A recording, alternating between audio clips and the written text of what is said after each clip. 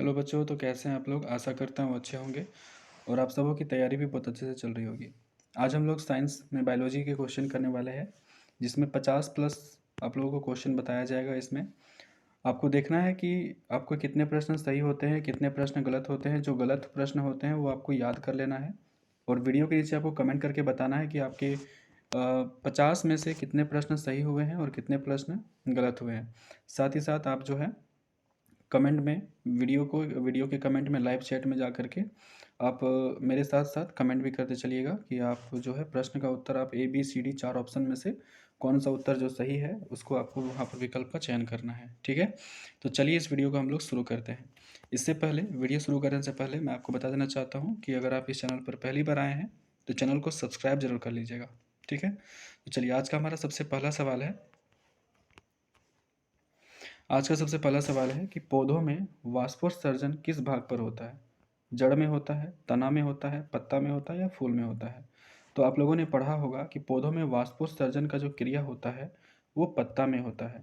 ठीक है, इससे क्या करते हैं, पेड़ पौधे जो होते हैं अपने अपशिष्ट पदार्थ जो होता है वो रिलीज करता है, वहाँ से वो बाहर निकालते हैं। ठीक है, आपको ये ध्यान रखना है। नेक्स्ट क्वेश्चन पर आते हैं हम लोग, क्वेश्चन नंबर 2 पर आते हैं। क्वेश्चन नंबर 2 कहता है कि मनुष्य में वृक्क एक तंत्र का भाग है जो संबंधित है। किससे संबंधित है? तो वृक्क, ये वर्ड आपको ध्यान रखना है। पोषण से संबंधित है, श्वसन से संबंधित है, उत्सर्जन से है या परिवहन से है। तो इसका राइट आंसर क्या हो जाएगा? उत्सर्जन से संबंधित है। आपने पढ़ा होगा और आप लोगों ने इसका चित्र भी बनाया होगा जो एग्जाम में बार बार पूछा जाता है। ठीक है, नेक्स्ट हम लोग क्वेश्चन पर आते हैं। क्वेश्चन नंबर 3 आपसे कह रहा है, क्वेश्चन नंबर 3 कहता है कि वह प्रक्रम जिसके द्वारा शरीर में ऊर्जा का उत्पादन होता है क्या कहलाता है। तो जिसके द्वारा हमारे शरीर में जो है ऊर्जा का उत्पादन होता है, या देखिए यहाँ शरीर का बात किया जा रहा है, तो शरीर में ऊर्जा का उत्पादन होता है वो क्या कहलाता है? श्वसन कहलाता है, पोषण कहलाता है, उत्सर्जन कहलाता है या उत्तेजनशीलता कहलाता है। तो इसका सही आंसर क्या हो जाएगा? श्वसन। ठीक है, हमारे शरीर में जो ऊर्जा का उत्पादन होता है वो क्या कहलाता है? श्वसन। रेस्पिरेशन के कारण जो है हमारे शरीर में क्या होता है? ऊर्जा का उत्पादन होता है। ठीक है, नेक्स्ट क्वेश्चन पर हम लोग आते हैं। क्वेश्चन नंबर 4 कहता है मैग्नीशियम पाया जाता है, यानी यहाँ क्वेश्चन होना चाहिए था मैग्नीशियम जो है इसमें किस में पाया जाता है। तो क्लोरोफिल में पाया जाता है, लाल रक्त कणिकाओं में पाया जाता है, वर्णी लवक में पाया जाता है या श्वेत रक्त कणों में पाया जाता है।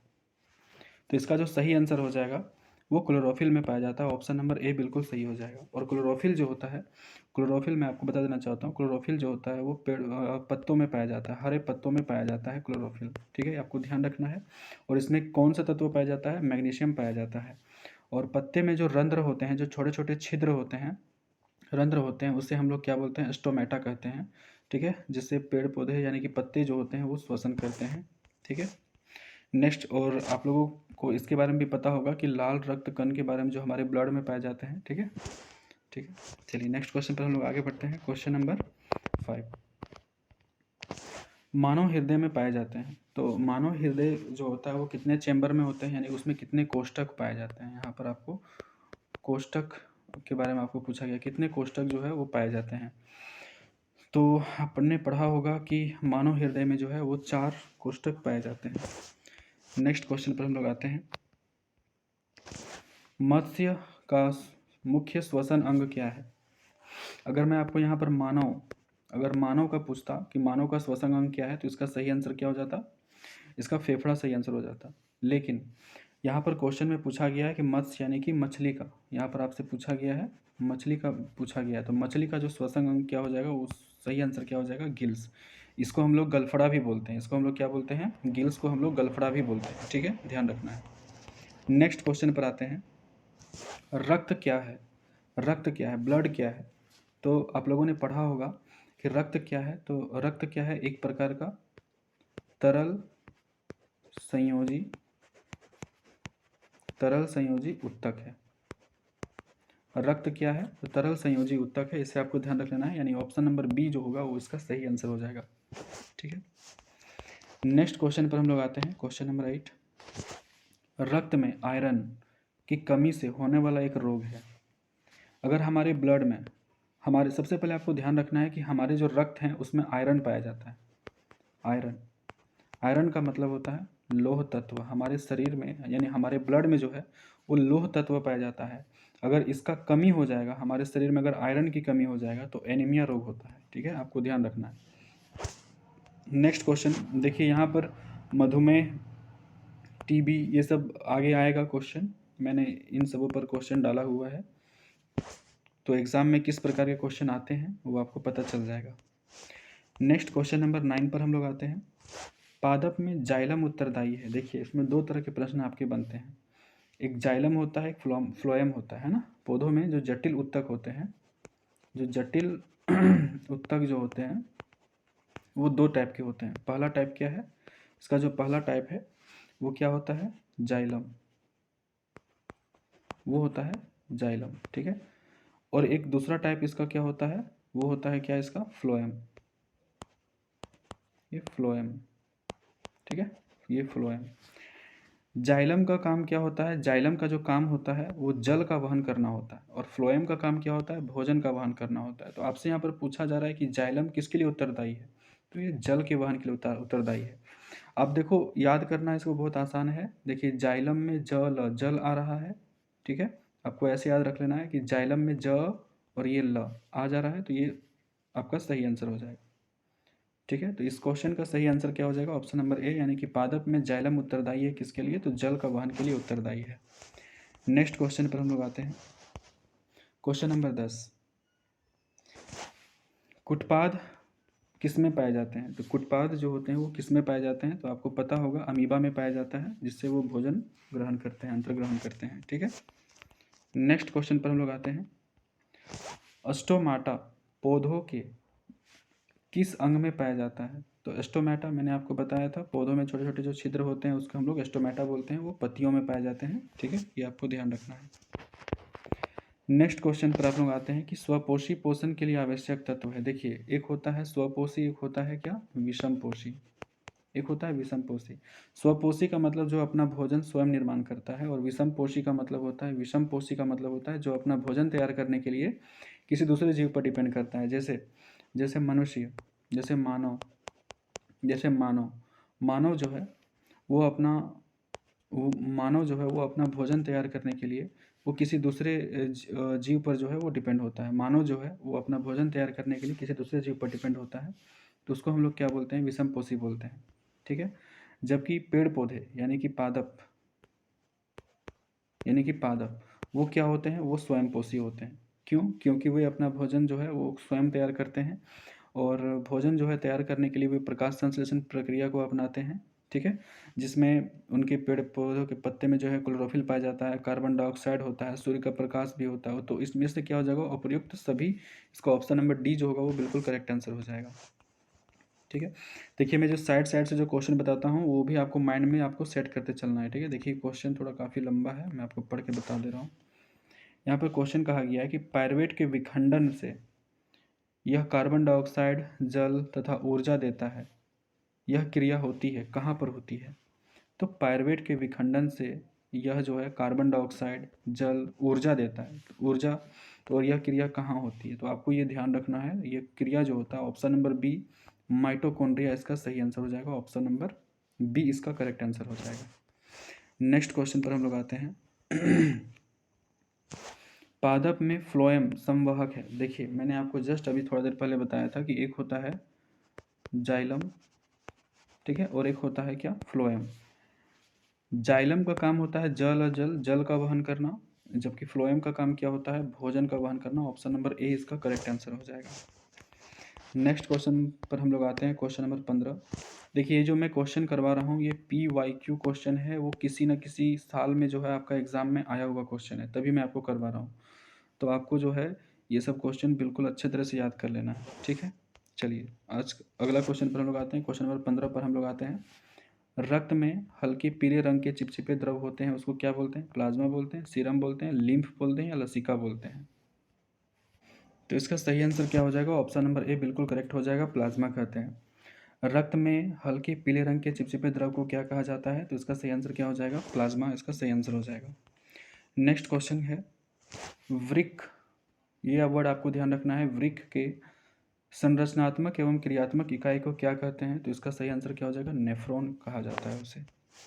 नेक्स्ट क्वेश्चन पर हम लोग आते हैं, क्वेश्चन नंबर 17 पर आते हैं कि मनुष्य के शरीर की सबसे बड़ी ग्रंथि कौन सी है? तो इसका सही आंसर क्या हो जाएगा? मनुष्य के शरीर का बोला गया ना, शरीर की सबसे बड़ी ग्रंथि क्या हो जाएगा? लीवर, जिसे हम क्या बोलते हैं? यकृत भी बोलते हैं ना, यकृत भी इसे हम लोग बोलते हैं। नेक्स्ट क्वेश्चन पर हम लोग आते हैं, क्वेश्चन नंबर 18। इनमें किसके द्वारा अमीबा में भोजन अंतर्ग्रहण होता है? तो इसका सही आंसर क्या हो जाएगा? कुटपाद। मैंने इससे पहले भी आपको बता चुका था। नेक्स्ट क्वेश्चन है, क्वेश्चन नंबर 19 कहता है कि रक्त का थक्का बनने में सहायक होता है। तो रक्त का थक्का बनने में कौन सहायक करता है? तो लाल रक्त कणिका कोशिका मदद करता है, श्वेत रक्त कोशिका, या फिर रक्त बिंबाणु, या इनमें से कोई नहीं। देखिए, इसमें आपको एक चीज़ ध्यान रखना है कि रक्त का थक्का बनने में कौन सा, अगर विटामिन पूछा जाएगा, अगर आपको विटामिन पूछा जाएगा तो इसका सही आंसर क्या हो जाएगा? विटामिन के इसका सही आंसर हो जाएगा। लेकिन इस ऑप्शन में जो है रक्त का थक्का बनने में कौन सहायक होता है, तो इसका सही आंसर क्या हो जाएगा? रक्त बिंबाणु इसका सही आंसर हो जाएगा। ठीक है, अगले क्वेश्चन पर हम लोग आते हैं। क्वेश्चन नंबर 20 का आता है, मछली के हृदय में कोष्ठकों की संख्या कितनी है? तो इसका ध्यान रखना है 2। अगर मानव का पूछा जाएगा, अगर आपको मानव का पूछा जाएगा तो कितने हैं? 4, जिसमें से क्या होता है? 2 आलिंद होते हैं। ठीक है, 2 आलिंद होते हैं और 2 निलय होते हैं। ठीक है, ये आपको ध्यान रख लेना है, 2 आलिंद और 2 निलय होते हैं। नेक्स्ट क्वेश्चन नंबर हम लोग 21 पर आते हैं। मनुष्य के मुख गुहा में कितनी जोड़ी लार ग्रंथियां पाई जाती है? तो ध्यान रखना है आपको, 3 जोड़ी लार ग्रंथियां पाई जाती है। ऑप्शन नंबर सी इसका करेक्ट आंसर हो जाएगा। नेक्स्ट क्वेश्चन पर हम लोग आते हैं।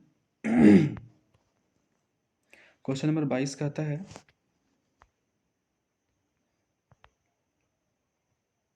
क्वेश्चन नंबर 22 है कि वह विधि जिसमें जीव पोषक तत्वों को ग्रहण कर उसका उपयोग करके वृद्धि एवं जनन के लिए करते हैं, उसे क्या कहते हैं? तो उसे हम लोग क्या बोलते हैं? पोषण कहते हैं। ऑप्शन नंबर सी जो हो जाएगा इस क्वेश्चन का बिल्कुल सही आंसर हो जाएगा। क्वेश्चन को आप लोगों को पढ़ना है, समझना है। ये डेफिनेशन कई बार एग्जाम में आया हुआ है। ठीक है, ये भी आई है, क्वेश्चन है। ठीक है, नोट कर लेना है इसको।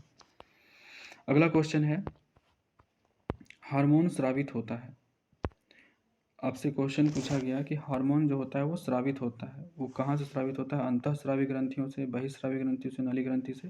तो इसका सही आंसर हो जाएगा ऑप्शन नंबर ए, अंतःस्रावी ग्रंथियों से स्रावित होता है। नेक्स्ट क्वेश्चन नंबर हम लोग 24 पर आते हैं।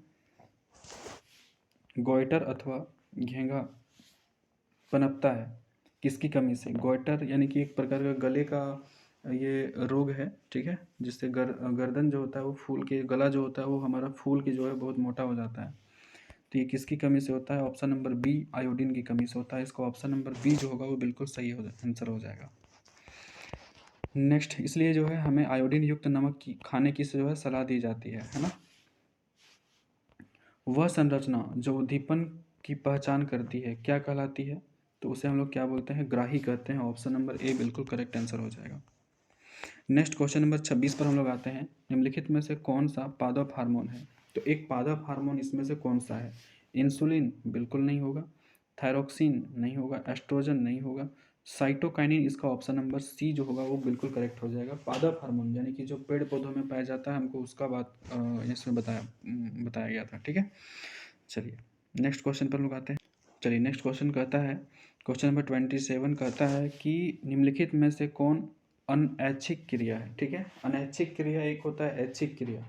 ऐच्छिक क्रिया का मतलब जो हमारी इच्छा से होता है, अनैच्छिक क्रिया का मतलब जो हमारी इच्छा से नहीं होता है। ठीक है, जैसे पलक, हमारी आँखों का पलक का झपकना, आप इसको चाह करके भी नहीं रोक सकते हो, ज़्यादा देर तक आप नहीं रोक सकते हो। ठीक है, ये झपकेगा, है ना।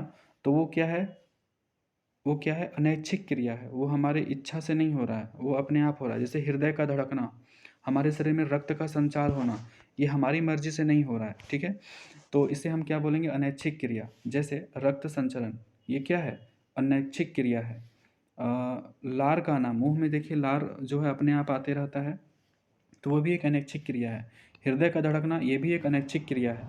लेकिन यहाँ पर पूछा गया अनैच्छिक क्रिया नहीं है तो चबाना। मेरा मन करेगा तो हम खाना को चबाएंगे, नहीं तो मुंह में रखे रखेंगे। मेरा मन करेगा टहलने का तो टहलेंगे, नहीं तो नहीं टहलेंगे।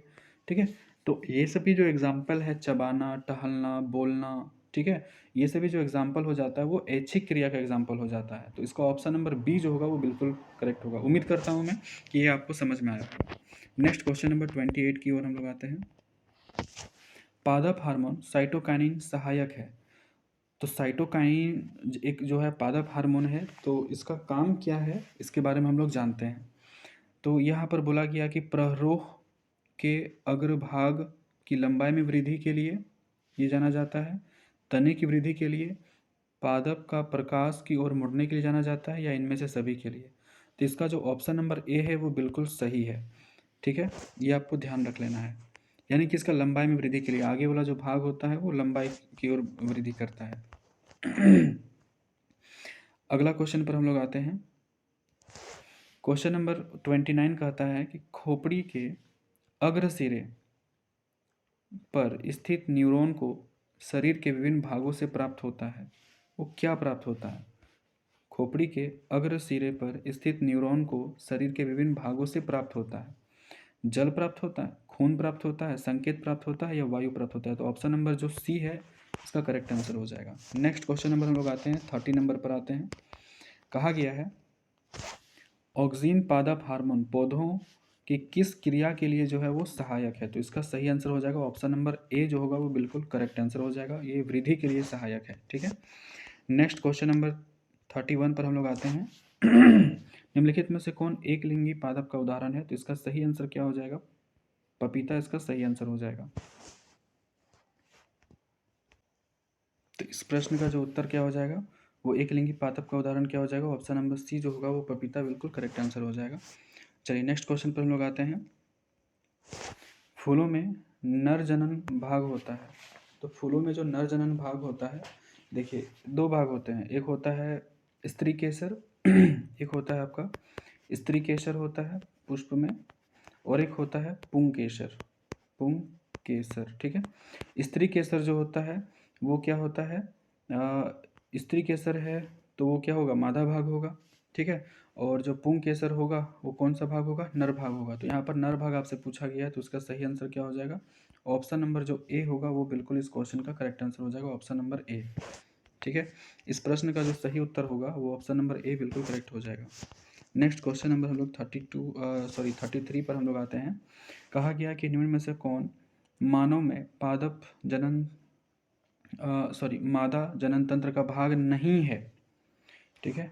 तो अंडाशय, गर्भाशय, शुक्रवाहिका, या डिम्ब वाहिनी। तो ऑप्शन नंबर सी जो होगा इस क्वेश्चन का करेक्ट आंसर हो जाएगा। शुक्रवाहिका जो होगा वो नहीं होगा। ये जो है वो नर जनन तंत्र है। ठीक है, ये नर में पाया जाता है। नेक्स्ट क्वेश्चन पर हम लोग आते हैं 34 पर। परागकोश होते हैं, तो इसमें क्या हो जाएगा? ऑप्शन नंबर डी जो होगा वो बिल्कुल करेक्ट आंसर हो जाएगा। ऑप्शन नंबर डी इस क्वेश्चन का सही आंसर है। नेक्स्ट क्वेश्चन पर हम लोग आते हैं। क्वेश्चन नंबर 35 कहता है कि हाइड्रा में प्रजनन की विधि निम्नलिखित में से कौन सी है? तो इसका सही आंसर क्या हो जाएगा? मुकुलन। इसका ऑप्शन नंबर जो सी होगा वो बिल्कुल करेक्ट आंसर है। नेक्स्ट क्वेश्चन नंबर सी पर हम लोग आते हैं कि मनुष्य में कितने जोड़े गुणसूत्र जो है वो पाए जाते हैं। तो मनुष्य में कितने जोड़े गुणसूत्र पाए जाते हैं? तो ऑप्शन नंबर जो सी है वो बिल्कुल करेक्ट ऑप्शन है। 23 जोड़े जो गुणसूत्र हैं वो पाए जाते हैं। ऑप्शन नंबर सी जो होगा वो करेक्ट आंसर हो जाएगा। ठीक है। नेक्स्ट क्वेश्चन पर हम लोग आते हैं कि मेंडल ने अपने प्रयोग में किस पौधे को चुना था? तो ऑप्शन नंबर सी जो ऑप्शन नंबर जो ए होगा वो बिल्कुल करेक्ट हो जाएगा। मटर का पौधा का जो है वो चयन किया था। नेक्स्ट क्वेश्चन पर हम लोग आते हैं कि स्त्रियों में लिंग गुणसूत्र होते हैं। देखिए एक्स एक्स जो होता है वो स्त्रियों में पाया जाता है, और जो एक्स वाई होता है वो नर में पाया जाता है, यानी पुरुषों में पाया जाता है। तो ये चीज़ आपको ध्यान रखना है। ठीक है। तो ऑप्शन नंबर स्त्रियों में क्या पाया जाता है? ऑप्शन नंबर ए जो है एक्स एक्स उसका सही आंसर हो जाएगा। नेक्स्ट क्वेश्चन पर हम लोग आते हैं। Question number 39। हरे पौधे कहलाते हैं, क्या कहलाते हैं? उत्पादक कहलाते हैं, अपघटक कहलाते हैं, उपभोक्ता कहलाते हैं, या आहार श्रृंखला कहलाते हैं। तो ऑप्शन नंबर जो इसका ए जो होगा वो बिल्कुल सही हो जाएगा, वो उत्पादक कहलाते हैं। हरे पौधे क्या कहलाते हैं? उत्पादक कहलाते हैं। इसका सही आंसर हो जाएगा। आहार श्रृंखला का मतलब वही होता है, मैंने आपसे पूछा भी था क्वेश्चन पिछले वीडियो में, ठीक है, कि आहार श्रृंखला का मतलब होता है जैसे कि घास है, इस घास को किसने खाया? हिरण ने खाया। ठीक है। और इस हिरण को जो है वो जंगल में कौन खा जाता है? इसको शेर खा जाता है। तो ये जो है एक क्या बना रहा है? आहार श्रृंखला। ठीक है। जब ये शेर जो मरेगा तो इसको कौन खा जाएगा? गिद्ध कोई खा जाएगा। जब ये गिद्ध मरेगा तो इसको सड़ गल करके फिर क्या बनना पड़ेगा, अपघटन होकर के मिट्टी, और फिर इसी मिट्टी में जो है वो घास उगेगा, है ना। तो ये क्रम जो है चलता रहता है, इसी को हम लोग बोलते हैं आहार श्रृंखला। नेक्स्ट हम लोग आते हैं क्वेश्चन नंबर 40 में। चिपको आंदोलन का मुख्य उद्देश्य संरक्षित करना था। क्या संरक्षित करना था? चिपको आंदोलन। तो ऑप्शन नंबर ए जो होगा वो बिल्कुल करेक्ट आंसर हो जाएगा, यानी कि वृक्षों को बचाना था। ठीक है, अगला क्वेश्चन है, क्वेश्चन नंबर 41 कहता है कि ट्रिप्सिन एंजाइम का कार्य क्या है। तो ट्रिप्सिन एंजाइम का क्या काम होता है, वो होता है प्रोटीन का पाचन करना। ट्रिप्सिन एंजाइम का जो कार्य है वो क्या है, प्रोटीन का पाचन करना। इसका सही आंसर हो जाएगा ऑप्शन नंबर, इस क्वेश्चन का सही आंसर हो जाएगा। नेक्स्ट क्वेश्चन नंबर 42 कहता है कोशिका का ऊर्जा मुद्रा के रूप में जाना जाता है। तो कौन है इसमें से, एडीपी है, एटीपी है, एटीपी है या पीडीपी है। तो इसका ऑप्शन नंबर ख जो होगा वो बिल्कुल सही आंसर हो जाएगा, एटीपी। एटीपी का जो पूरा नाम होता है वो होता है एडिनोसिन ट्राइफॉस्फेट होता है। आप नोट कर लीजिएगा क्या होता है, एडिनोसिन। ठीक है, एडिनोसिन ट्राइफॉस्फेट, ये एग्जाम में कई बार आ चुका है, ट्राइफॉस्फेट, एडिनोसिन ट्राइफॉस्फेट इसका सही आंसर हो जाएगा। चलिए नेक्स्ट क्वेश्चन पर हम लोग आते हैं। क्वेश्चन नंबर 43 कहता है दो न्यूरॉन के मध्य खाली स्थान को क्या कहा जाता है। ठीक है, तो दो न्यूरॉन के मध्य खाली स्थान को आपको पता होगा क्या कहा जाता है। ऑप्शन नंबर जो ख हो जाएगा ये सही आंसर हो जाएगा, सिनेप्स कहा जाता है इसे। नेक्स्ट हम लोग क्वेश्चन नंबर 44 पर हम लोग आते हैं। कहता है कि रक्त में ग्लूकोज की मात्रा नियंत्रित रहती है। तो रक्त में जो है वो ग्लूकोज की मात्रा नियंत्रित रहती है, किसके कारण रहती है, तो वो रहती है इंसुलिन के कारण। ठीक है, ये चीज़ ध्यान रखना है। और इंसुलिन की कमी के कारण क्या होता है, मधुमेह रोग होता है। ये भी आपको ध्यान रखना है, मधुमेह यानी कि जिसको डायबिटीज़ शुगर बीमारी आप लोग बोलते हैं वही होता है। ऑप्शन नंबर जो ख है वो बिल्कुल सही आंसर हो जाएगा। और नेक्स्ट क्वेश्चन नंबर 45 पर हम लोग आते हैं। इसमें कहा गया है कि फलों को पकाने के लिए निम्न में से किसका हम लोग उपयोग करते हैं। तो इसका आपको ध्यान रखना है, ऑप्शन नंबर जो ग है वो बिल्कुल सही है, इथिलीन का हम लोग इसमें उपयोग करते हैं। नेक्स्ट क्वेश्चन नंबर 46 कहता है कि आयोडीन की कमी से कौन सा रोग होता है। तो आपको पता होगा आयोडीन की कमी से घेंघा रोग होता है। ठीक है, मधुमेह रोग मैंने आपको बताया अभी, मधुमेह डायबिटीज़ जो रोग होता है, शुगर बीमारी जो होता है वो इंसुलिन की कमी से होता है। ठीक है, ये इंसुलिन की कमी से होता है, मैंने आपको अभी भी बताया। स्कर्वी रोग जो होता है, स्कर्वी रोग जो होता है वो विटामिन सी की कमी से होता है, विटामिन सी की कमी से होता है। और एड्स जो होता है वो संक्रमित व्यक्ति से खून चढ़ाने से, ठीक है, ये सब चीज़ों से होता है। नेक्स्ट, और ये हमारा आज का जो है वो लास्ट क्वेश्चन था। ठीक है, मैंने आपको 46 क्वेश्चन करवाए, साथ ही साथ मैंने उसके बीच में जो जो क्वेश्चन बन सकते थे मैंने वो भी क्वेश्चन आप लोगों को कराया। तो आपको बताना है कि यह वीडियो जो है आपको कैसा लगा, वो आपको कमेंट करके बताना है। साथ ही साथ आपको किस टॉपिक पर और वीडियो चाहिए वो भी आप बताइएगा। चैनल पर पहली बार आए हैं तो चैनल को सब्सक्राइब आपको ज़रूर से ज़रूर कर लेना है। ठीक है, और आप लोग अच्छे से बोर्ड एग्ज़ाम की तैयारी करिए। मिलते हैं हम लोग किसी नेक्स्ट वीडियो में। जय हिंद, जय भारत।